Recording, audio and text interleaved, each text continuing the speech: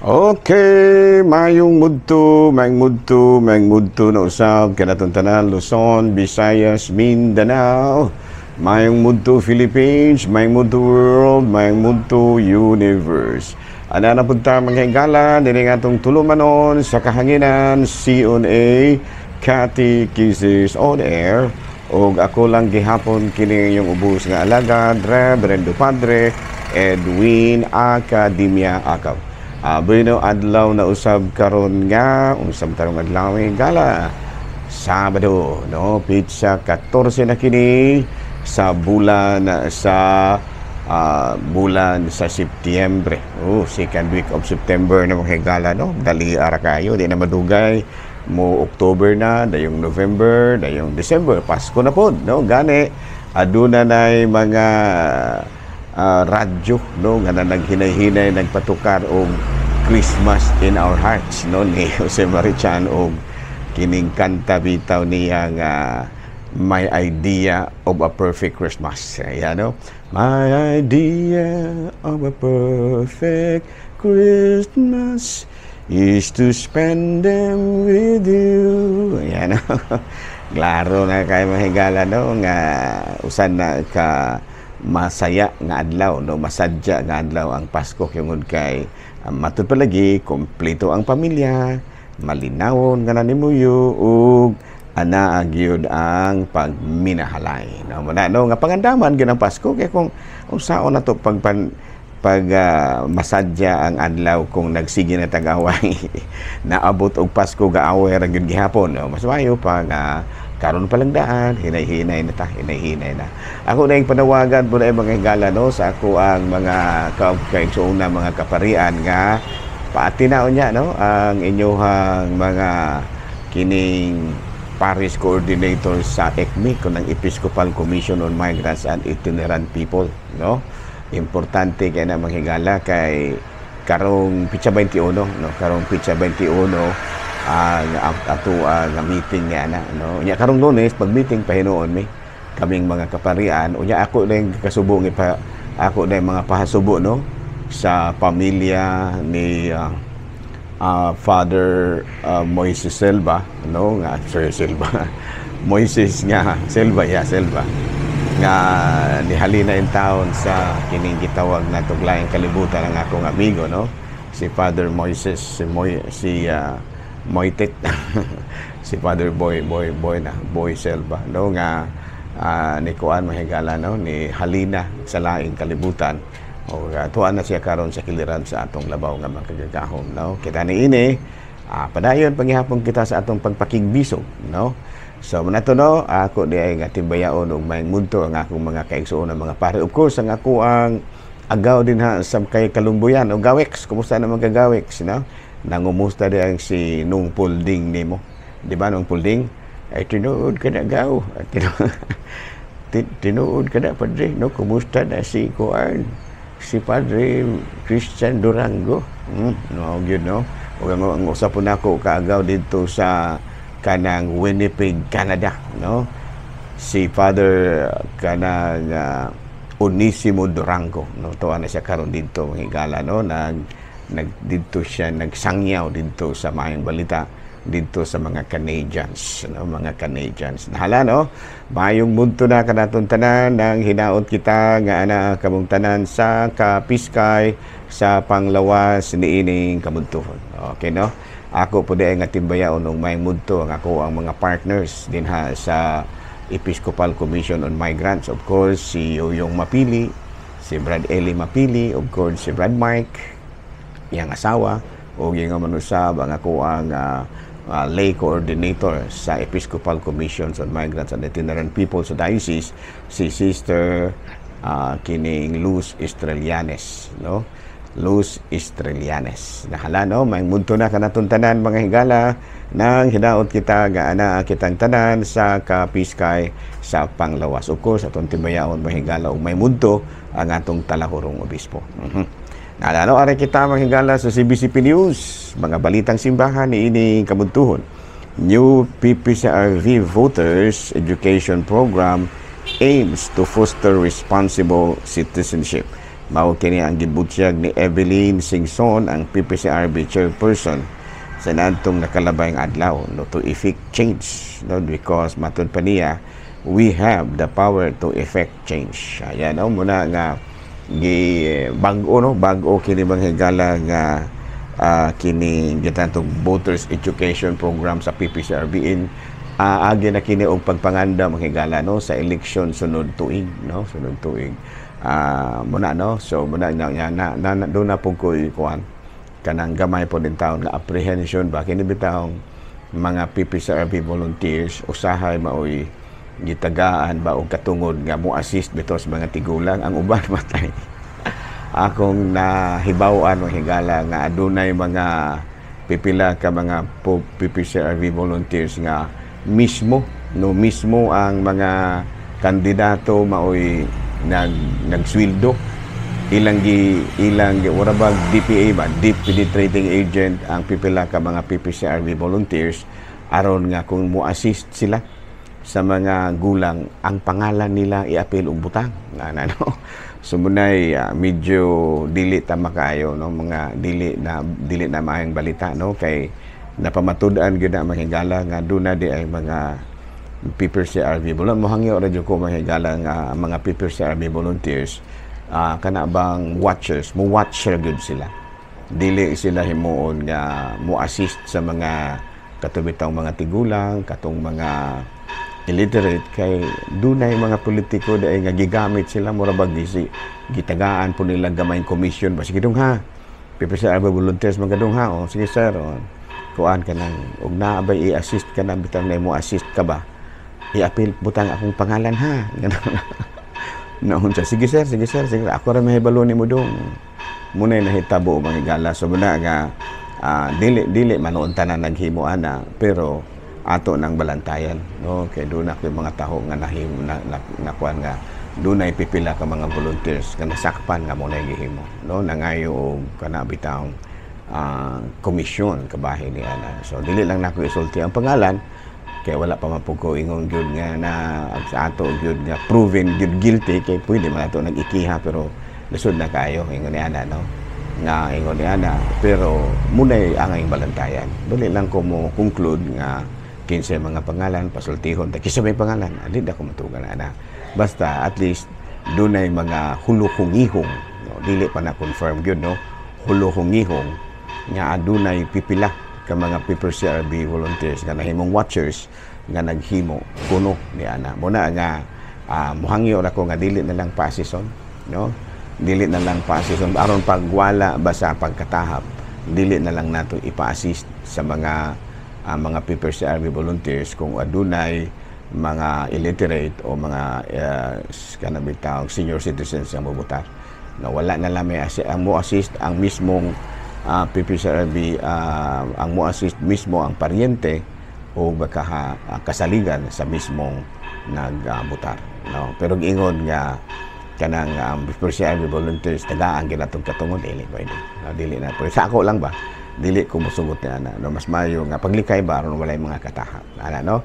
Hinoon wala ko niingon nga nahitabo gyud na, no, doon na mga taho nga nagsulti gingon ni ana, no, dili sad ko makapunto kinsa ginahimo ni ana, pero may mga taho kuluhong ihong muna nga kay naa naman lagi mga katahap ato na lamang likayan, no. Para sa ako dili na lang nato tagaan og katungod ang kanang gawas dagway og ang mismo nga kanang tagtungod ba kana bang butante mo miingong ko anlay akong paasison nako kana wa tay mahimo ana kay choice man na sa mobutar, pero mismo ang PPCRB volunteer maugi mo insist nga siya gyud kana dili na siya mao klaro, pero miingon ang kanang mismong butante nga illiterate o baka senior citizen nga ko anlay ako ang paasison nako wala tay mahimo ana kay iya man ang katungod sa nagbutar.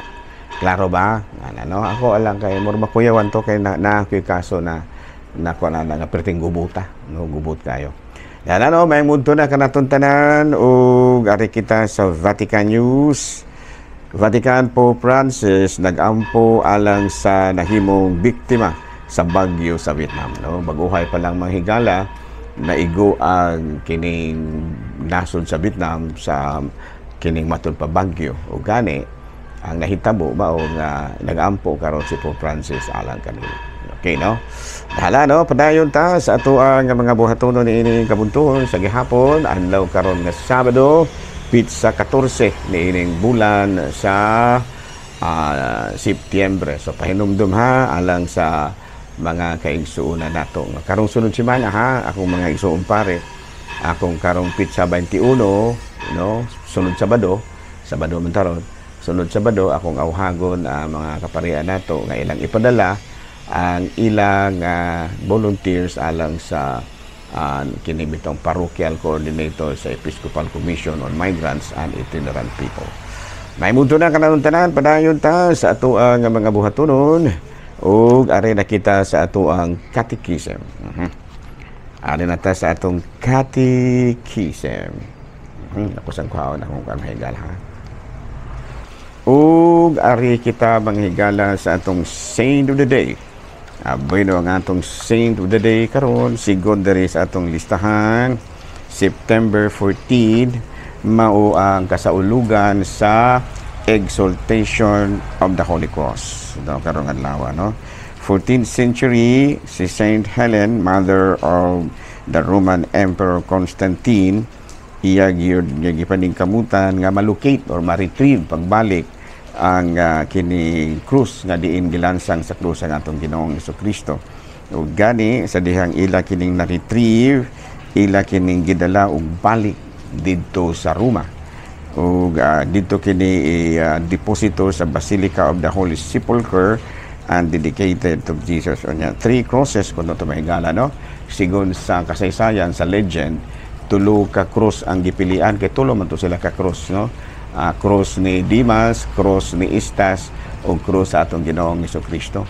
So dunay mga masakiton nga gipahikap, no, gipahikap o ang dunay usa ka masakiton nga nihikap sa usa ka cross ug naayo sa iya mga sakit ug busa giila nga mao kadto ang cross sa atong Ginoong Jesucristo nga gidala usab dayon sa atong nga gidala dayon sa inahan ni kini Haring Constantino dito sa Roma ug gani giparada kini no muna gitawag nato karon nagkasaulugan nato sa Santa Cruzan nga diin ang si Reyna Elena ug ang iyang anak ni kuyog yun pagprosesyon sa maong krus muna siya gitawag nato og sinugdanan nga atong gihimo ang atong kalihukan mamayo kanang gitawag sa in English og kanang Flowers of May or Santa Cruzan no.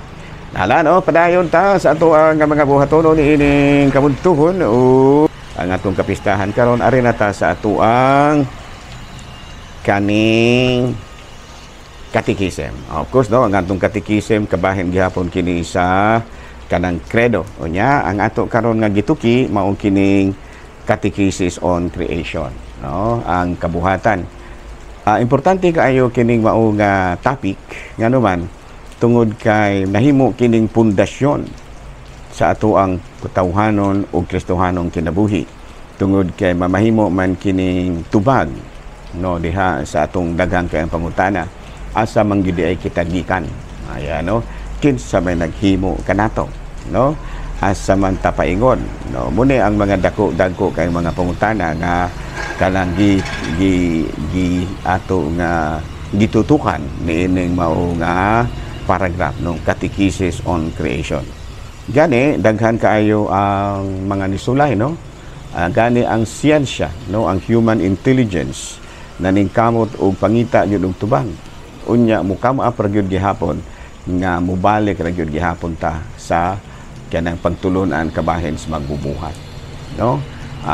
The study about our creation mubalik ra gyud gihapon kita sa pangutana nga kung mao kana kinsa may naghimo ana ayan no i-explain man lagi sa science no mga technology ug luban pangutana kinsa man gyud nagplano ni ana ayan no ang mubalik ra gyud gihapon manghigala sa God the Father na ang Dios gyud mo naghimo niini ug gani pinaagi sa kahibalo nahimo ang tanan so in other words faith and reasons dili gina sila man nagsumpaki nganuman tungod kay kinsa may naghatag og katungod nato paggamit sa atong rason ana no so muna nga sa ato ang pagtulon ang Kristohanon atong lihatag kita o mga matud pa pagtulunan kabahin usab sa creation nga naman tungod aron malikayan no kay daghan baya kayo pong mga pagtulunan labi na gyud sa mga laing relihiyon nga naghimo